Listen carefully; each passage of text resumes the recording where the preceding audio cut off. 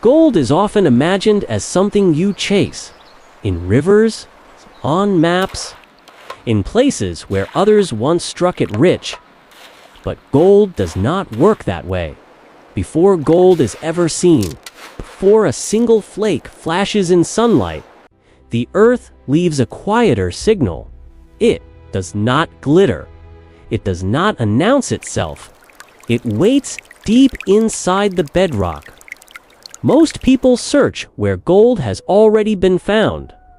They follow history. They follow claims. They follow stories. Professionals search where gold cannot escape because gold does not choose its location randomly. It obeys physics. It obeys chemistry. But above all, it obeys structure. If gold were evenly spread across the planet, it would be worthless. But it is not. Gold exists almost everywhere on Earth in trace amounts. Yet, only a few places contain enough of it to matter. That is why gold remains valuable. Not because the Earth lacks gold, but because geology concentrates it only where conditions demand it. Across the world, the largest gold reserves appear again and again in the same types of environments. Australia, Russia, South Africa, Canada, the United States, different continents, different histories, the same geological rules. Gold forms and survives where structure allows it to remain. This is where most people misunderstand gold completely. They believe rivers decide where gold lives. They believe water creates gold, but rivers do not create gold. They only move it. The real decision of where gold ends up happens long before water ever touches it. It happens underground, when immense pressure builds, when rock bends instead of breaking, when it finally fractures, shifts, and seals again under forces beyond human scale. That is when gold's fate is decided. Gold is heavy. Gold is soft. Gold, deforms. When moving water loses energy, gold does not roll like gravel. It presses downward. It searches for resistance, and resistance is found in bedrock. Bedrock does not move. It does not flood away. It does not forget. Bedrock remembers everything. This is why some locations produce gold year after year, even after being worked repeatedly. The source is not replenishing. Most people simply effective. Most people chase sparkle. Professionals chase confirmation. A single gold flake means nothing. A pattern carved into stone means everything. Maps show possibility. Bedrock shows certainty. And the most reliable gold signal was never written on a map. It was written in stone. Gold is not evenly spread across the world, and it never has been. If it were, gold would be just another metal. But instead, it appears again and again in the same types of places, on different continents, separated by oceans, yet governed by the same geological rules. Australia holds the largest known gold reserves on Earth, not by chance, but because ancient continental collisions fractured its bedrock on a massive scale. Russia follows closely behind, where immense pressure zones created long, deep structural pathways for mineral-rich fluids. South Africa, once the heart of global gold production, built its legacy on some of the oldest and most stable bedrock on the planet. Rock that had time, millions of years, to trap and hold gold. Canada's gold belts formed where tectonic forces compressed and folded rock repeatedly, creating countless structural traps. And the United States tells the same story. Different terrain, same rules. In California, gold did not appear because rivers were generous. It appeared because the Sierra Nevada was fractured, folded, and stressed long before water ever touched it. Rivers only revealed what was already there. Alaska's gold exists because its bedrock was shattered by ancient forces, then sculpted by ice, water, and gravity into some of the most efficient natural traps on Earth. Nevada produces more gold than any other U.S. state. Yet much of that gold is invisible to the eye. Microscopic, locked inside altered bedrock. This confuses many people. They expect gold to shine, to sparkle, to announce itself. But some of the richest gold on Earth is never seen at the surface. It is trapped, held, confined by structure. This is where a critical misunderstanding appears. Many believe gold is rare because it is scarce in the Earth. That is not true. Gold is rare because the Earth is selective. Most rock will never hold gold in meaningful amounts. Not because gold was absent, but because the structure was wrong. Gold forms where pressure, heat, and chemistry align, but it survives only where structure allows it to remain. This is why maps often disappoint. A map may show a gold region, a claim, a formation, but it cannot show you how a specific bedrock surface behaves under stress and water. It cannot show microfractures. It cannot show texture. It cannot show resistance. Those details exist only in the rock itself. This is also why two locations only meters apart can produce completely different results. One yields nothing. The other produces gold year after year. Not because one was lucky, but because one sits on the right structure. Gold does not distribute itself evenly, and it does not move randomly. It responds to gravity. It responds to pressure loss, responds to confinement. Where those forces converge, gold accumulates. Where they do not, gold moves on. Understanding this changes everything. It explains why some regions dominate global gold production, while others never will. It explains why old gold districts still matter, even when surface gold is gone. And it explains why professionals do not ask, "Where was gold found before?" They ask, "Where could gold never escape?" Because once you understand how gold is distributed across the world, you stop thinking locally. You begin thinking structurally, and structure always begins in bedrock. To understand why bedrock matters so much, you have to stop thinking about gold as something that moves freely. Gold does move, but it moves under strict rules. It does not behave like sand. It does not behave like gravel. And it certainly does not behave like lighter minerals. Gold is heavy. Gold is soft. And gold deforms under pressure.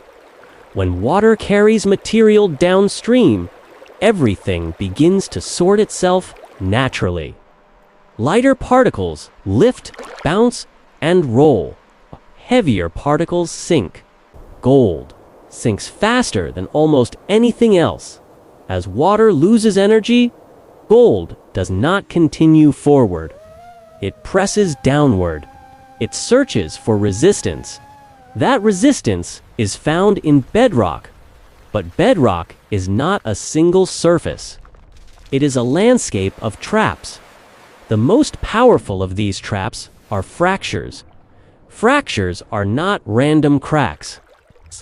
They are tension. Points created when stress exceeded the rock's ability to bend. Many of the most productive fractures run against the natural direction of water flow. This matters when water crosses these fractures, it cannot maintain velocity. Form. Pressure drops, gold reacts instantly. It presses downward into the opening, where movement nearly stops.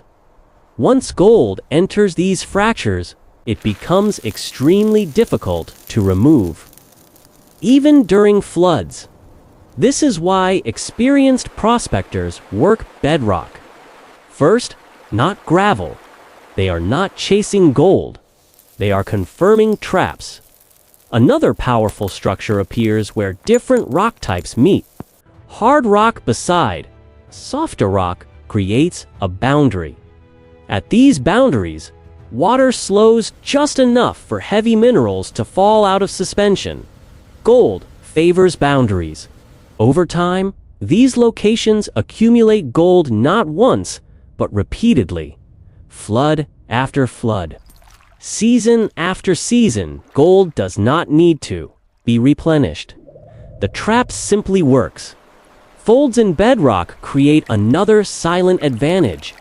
When rock bends under immense pressure, it forms curves and troughs. These folds act like natural riffles. During high water events, gold is forced into the tightest parts of these curves. Once there, it rarely escapes. Floods may strip away lighter material, but gold remains. This explains why some sites continue producing gold long after surrounding areas are depleted. The source is not endless. The structure is effective. Texture plays a critical role as well. Smooth, polished bedrock often looks promising, but it is deceptive. Polished surfaces signal prolonged abrasion or glacial movement. They offer little resistance. Gold needs interruption. Rough, damaged, irregular bedrock provides that. Oxidized bedrock is especially important when iron-rich minerals oxidize. The surface becomes granular and abrasive. It grips gold instead of letting it slide. These textures reveal chemical environments that once favored gold depositions. Gold adheres to them with surprising strength. Professionals recognize this immediately. They do not need visible gold to know where it belongs. They read the rock, one of the most overlooked signals, peers above the bedrock itself. When coarse gravel abruptly transitions into compacted fines or clay, it indicates repeated sorting events. Flood after flood removed lighter material, while gold was driven deeper into the same traps again and again. These zones are not accidents, they are persistent. Orientation matters as well. When fractures and grooves cut across the direction of water flow instead of running parallel, gold accumulation increases dramatically. Water cannot maintain speed across these interruptions. Gold responds instantly. This principle applies not only in modern rivers, but in ancient channels long buried beneath sediment. Even when water is gone, the bedrock still holds its signal. Miners who understand this can predict gold beneath dry ground, guided by structure rather than guesswork. This is why professionals do not chase sparkle, they chase confirmation. A single flake proves nothing. But when fracture aligns with fold, texture aligns with chemistry, and orientation aligns with flow, gold's behavior becomes inevitable. Bedrock is not just a surface, it is a record. And when you learn to read that record, gold stops being a mystery, it becomes predictable. At this point, a question naturally appears. If gold follows structure, if bedrock records where gold cannot escape, then why do so many people still rely on maps? The answer is simple. Maps describe where gold was found. They do not explain why. It stayed there. This is the mistake most prospectors never realize they are making. They inherit history without understanding its cause. Gold maps are snapshots, frozen moments in time. They show locations where gold once surfaced, often because erosion, flooding, or human effort briefly exposed it. But maps cannot show what lies beneath. They cannot show fractures. They cannot show folds. They cannot show texture, resistance, or micro-dash structure. A claim boundary tells you nothing about physics. A historical record tells you nothing about pressure. Two people can stand only meters apart on the same claim, using the same tools, and experience completely different results. One finds nothing. The other finds gold. Not because one was lucky, but because one unknowingly stood on the right structure. This is why following history often leads to disappointment. Most historic gold discoveries happened at the surface. They were visible, accessible, easy. Those discoveries do not represent the full system.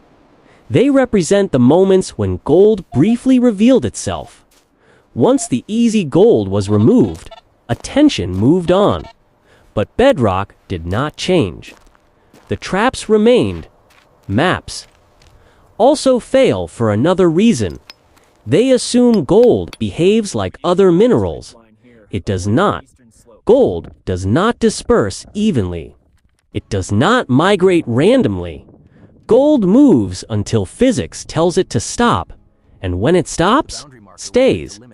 This is why professionals rarely chase new ground blindly, and rarely abandon old ground completely. They return, not because gold replenishes, but because understanding improves. Technology has accelerated gold detection, but it has not replaced interpretation. Metal detectors can confirm gold. They cannot explain it. Sluice boxes can recover gold. They cannot predict it.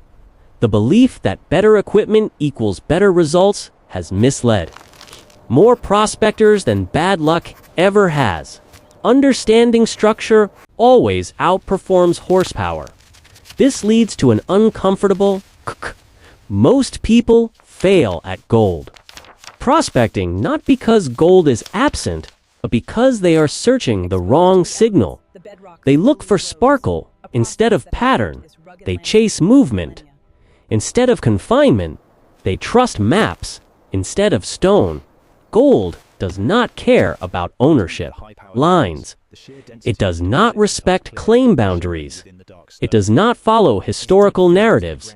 It follows physics, and physics is written into bedrock, not paper. This is why some of the richest placer gold areas on Earth were rediscovered. Decades after being written off, the information was never missing. It was ignored. Once you stop asking where gold was found and start asking where gold could not escape, prospecting changes completely. Searching becomes reading.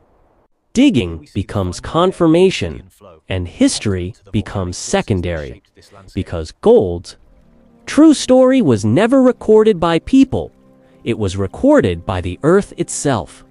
Gold is often grouped with other precious stones: diamonds, rubies, sapphires, emeralds. They are rare, they are beautiful, and they are valuable. But gold is different.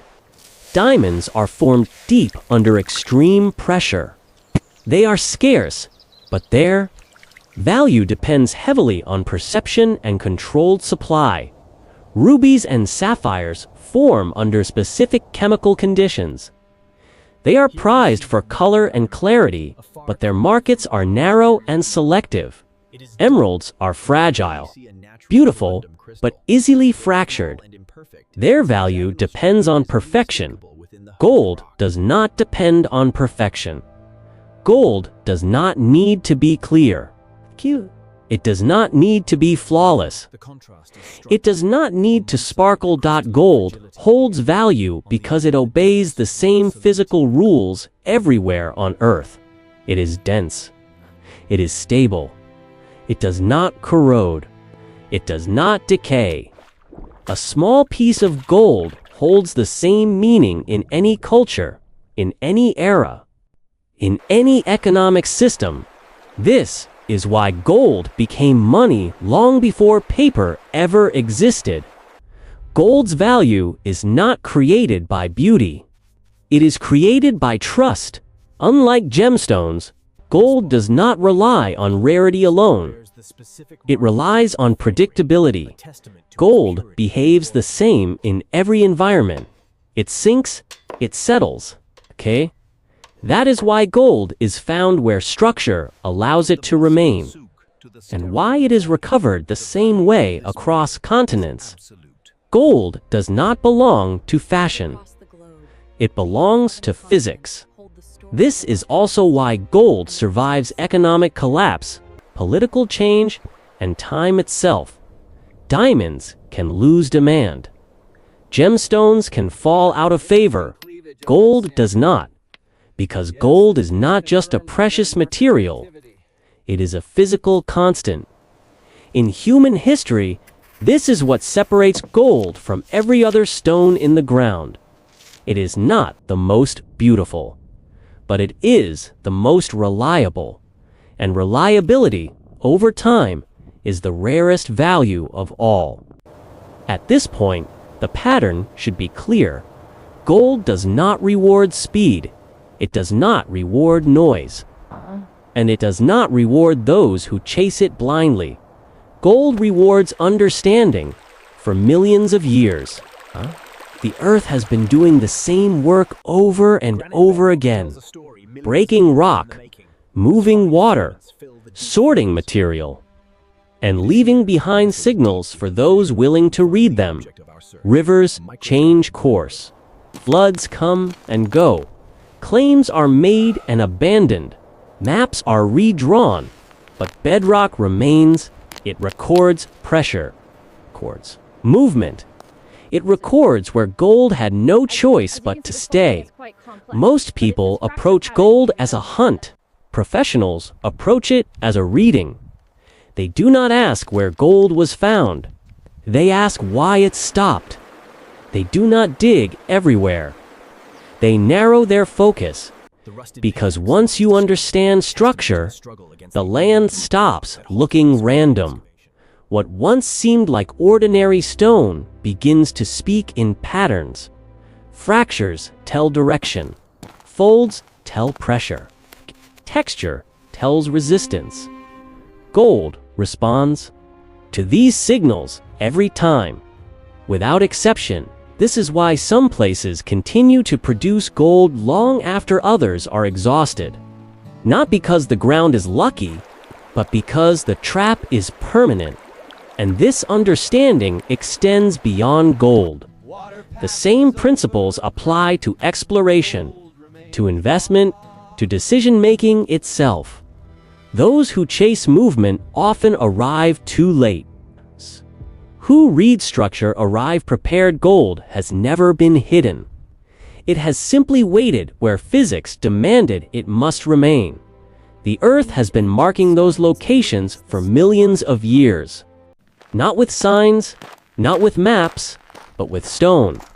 And once you learn how to read that record, you stop wasting effort. You stop guessing. You stop chasing. You begin predicting. So here is the question worth leaving with. If gold has always followed structure, and the structure has always been visible, how much opportunity have we all walked past? Simply because we never learned how to read the ground beneath our feet.